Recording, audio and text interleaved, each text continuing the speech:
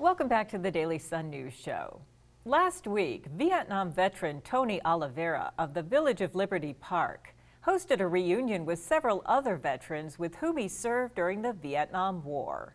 For two of the veterans in attendance, this reunion held a special meaning.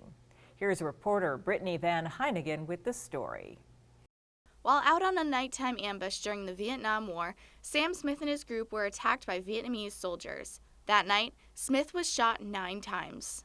And they carried him back in, wrapped in a poncho, and laid him on the hillside. And I opened up the poncho, and all the blood ran out of the poncho and soaked my pants all the way down to my knees, or from my knees to my ankles. Randy Billingsley was a medic for the platoon and was the one who treated Smith that night. It was hard to tell just where all the wounds were. It just was blood all over.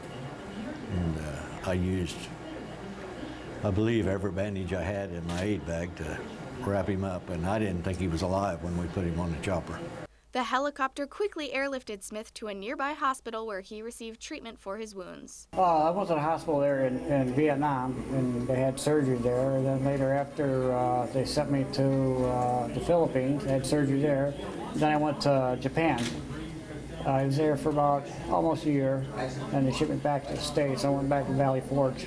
Several years ago, Tony Oliveira began searching for his fellow Vietnam veterans. After hundreds of phone calls and letters, he managed to find several of his comrades, including Smith and Billingsley. It was Oliveira who informed Billingsley that Smith had survived.